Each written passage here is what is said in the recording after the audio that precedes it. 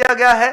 कौशल्या कैकेयी ने महाराज दशरथ से यह प्रार्थना कर दी है कि मेरे जो 2 वर आपके सामने प्रस्तुत रखे गए हैं, उन वरों को बहुत जल्दी अनुपालन करके वो व्यवस्था बना दी जाए। और रामचंद्र जी बड़ी हंसी खुशी, प्यार से, प्रेम से अपने पिता दशरथ के पैर पड़ के माता कौशल्या से, कैकेयी से, सुमित्रा से सबसे आशीर्वाद लेते हुए वन गमन करने के लिए तैयार हैं। उस समय का भाव दृश्य रविशेन आचार्य महाराज ने पद्म पुराण में इतना मार्मिक प्रस्तुत किया।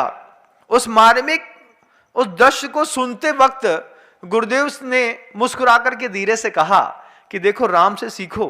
क्या? Change your vision. सबसे पहला शब्द था चेंज योर विजन। क्या है कि विजन को चेंज करना है अगर अपनी लाइफ में, तो राम से सीखो। कैसे सीखे? हम लोगों को सिखा रहे थे गुरुदेव, हम लोगों को किसी भी ग्रंथ के बहाने गुरुदेव का सिर्फ एक उद्देश्य रहा है कि दूर दूर तक आवाज सुनने वाला मेरा वो जो शिष्य है, वह अपने स्वभाव को, अपने शील को, अपने शरीर को, अपने परिणामों को परिवर्तित और संवर्धित करता रहे। गुरुदेव पद्म पुराण के माध्यम से बोलते हैं चेंज योर विजन।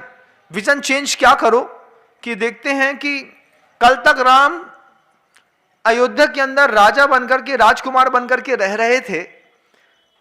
अगल बगल चंवल ढुराने वाले लोग, समय समय पर स्वर्ण के पात्र में भोजन कराने वाले, संपदाओं की कमी नहीं, किसी प्रकार से पुण्य का वैभव कमी नहीं, लेकिन पिता की एक बात को मानते हुए रामचंद्र जी ने गुण का वैभव दिखाया।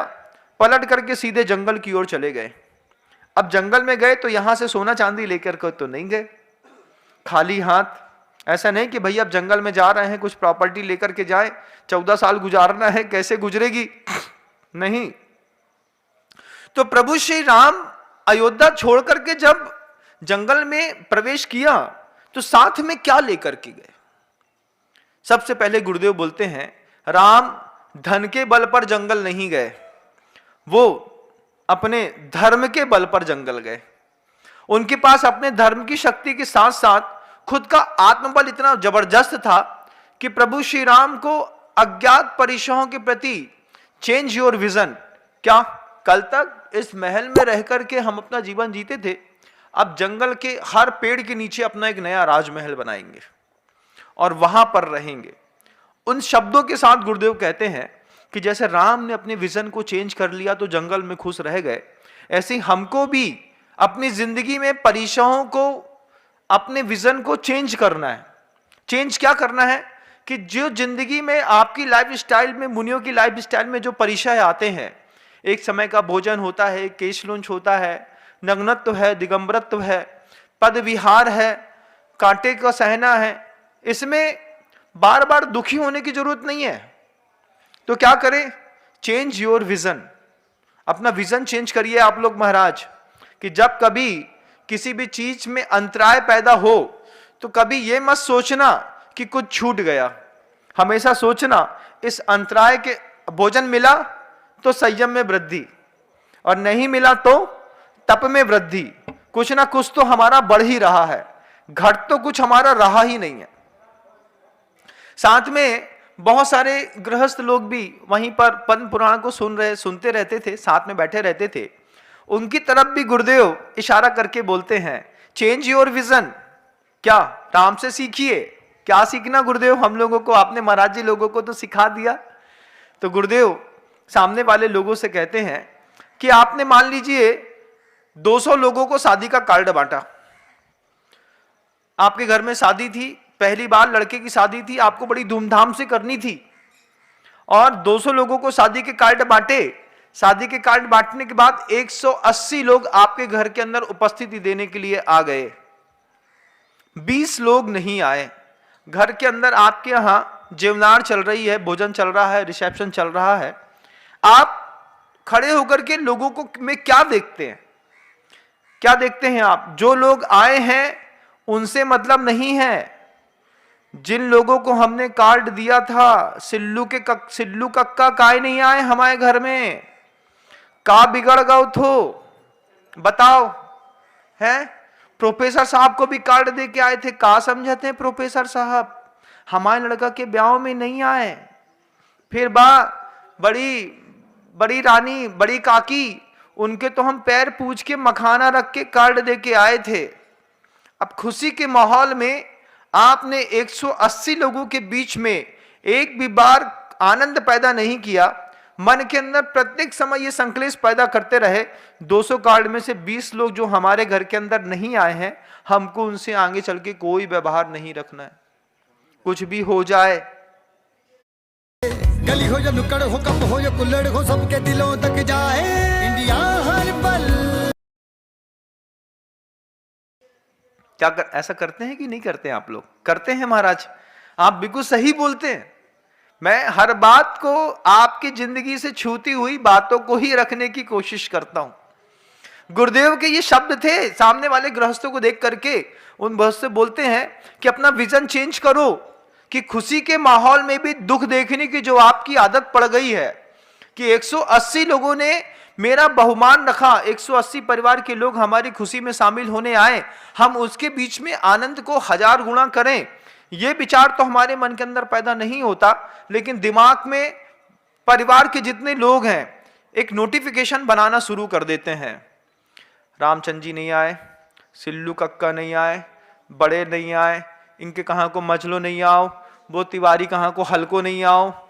अब क्या करें भैया, लिस्ट तैयार हो गई 20-25 लोगों की, शाम को बैठ करके जब सबको बढ़िया अच्छे से भेज दिया, भेजने के बाद आपस में डिस्कस कर रहे हैं, कहे बे कक्का शाम को आए थे क्या? नहीं नहीं, हमने तो दिन भर में नहीं देखो, एक भी बार नहीं देखो, हम जानत से बेना है।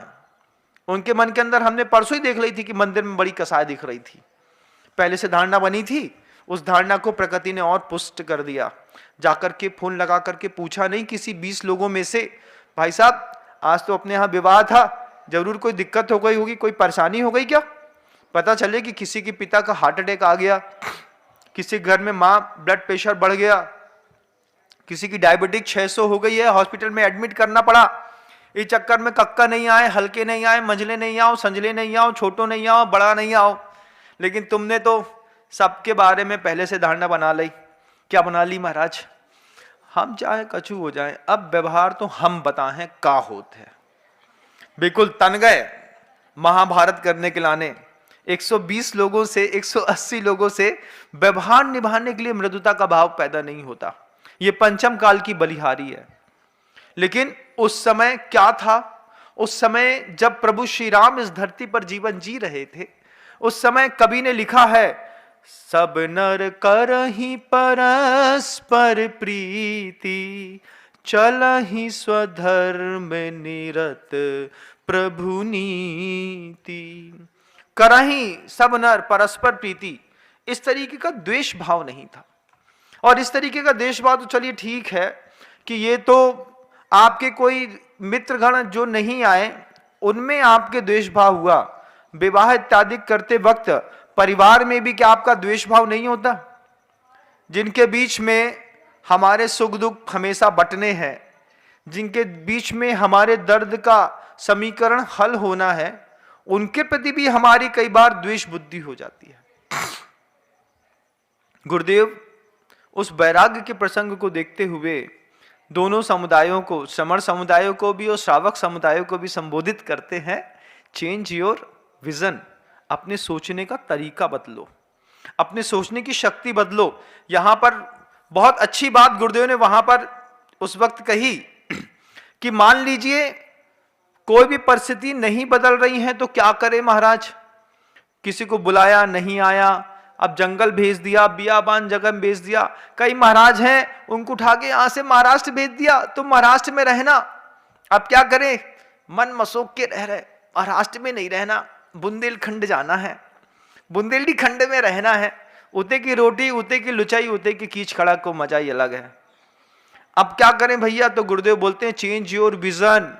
चला करके जो अपने विजन को रोक लेता है, फिर चला करके गुरुदेव उनसे बोलते हैं चेंज योर विजन। क्या करें? जब मन परिस्थिति ना बदल पाए तो फिर बहुत जल्दी अपनी मनस्थिति बदलने की कोशिश करना चाहिए।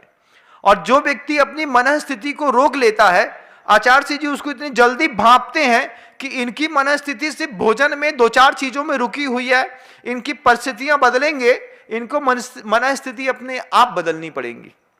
या तो आप स्वयं चेंज रहिए, और नहीं तो फिर गुरुदेव तो हैं ही, मन स्थिति नहीं बदली तो परिस्थिति बदलने में गुरुदेव माहिर हैं। Change your vision, change your vision के लिए गुरुदेव कहते हैं कि देखिए, वो विजन का चेंज करने का तो परिणाम था कि रावण जो था वो लंका में रह करके दुखी है। सोने की ठोस लंका है बंधुओं, ऐसा नहीं कि एकाध घर की एकाध पाइप की एकाध बिल्डिंग, पूरी लंका ठोस सोने की बनाई। ठोस सोने की लंका में रहने वाला रावण विद्याधर सोचिए आप, और उतने वैभव के बीच में रह करके और दुखी है। क्या चाहिए? सीता चाहिए। सीता के बिना नहीं बनेगा, सीता के बिना मैं नहीं जी सकता।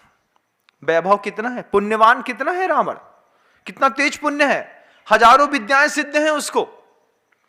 इतना ध्यान की शक्ति है कि 6 महीने में सिद्ध होने वाली विद्या उसने 3 दिन में सिद्ध कर ली।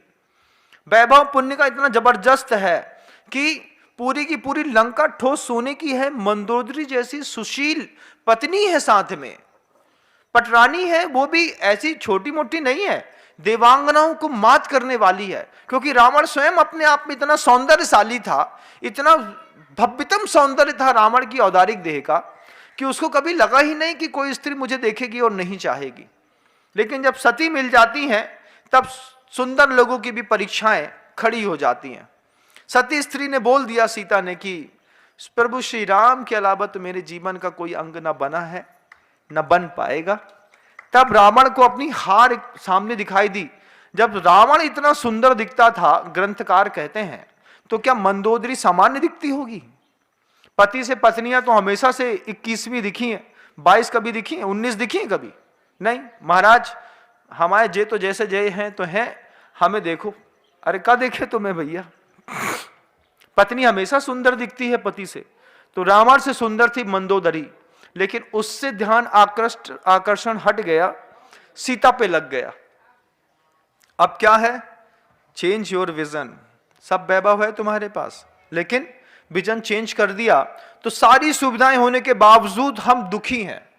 हम अपने आप को नकारात्मक विचारों से इतना ज्यादा प्रभावित कर चुके हैं कि हमारे पास पूरी संपदाएं, पूरा वैभव, पूरा सामर्थ्य होने के बावजूद हम डिप्रेशन में जा रहे हैं। गुरुदेव कहते हैं जो जितने भी श्रीमंत और धीमंत होते हैं, डिप्रेशन लाइफ में इन्हीं लोगों को होता है। ज्यादा पढ़े लिखे होते हैं वो डिप्रेशन में जाते हैं, और ज्यादा पैसा वाले लोग होते हैं वो डिप्रेशन में जाते हैं। सामान्य व्यक्ति को कभी डिप्रेशन नहीं होता। चाहत में अगर बहुत ज्यादा आपने कोई अपना गोल सेट कर लिया है और आप चाह करके भी उसको पूरा नहीं कर पा रहे हैं, तो कभी हो सकता है कि आप डिप्रेशन में चले जाएं। वरना डिप्रेशन जैसी बीमारी, सुसाइड जैसी बीमारी, आत्महत्या जैसी बीमारी श्रीमानों और धीमानों के जीवन में होती है। ज्यादा पढ़ा लिखा होगा, IIT का इंजीनियर है महाराज, खिलकट हो गया। खिलकट समझते हैं क्या? Mental disorder. खिलकट जो है ये हमारे बुंदेलखंड का शब्द है, बाहर के लोग नहीं समझते। IIT पढ़ने गया बच्चा महाराज, वहां पे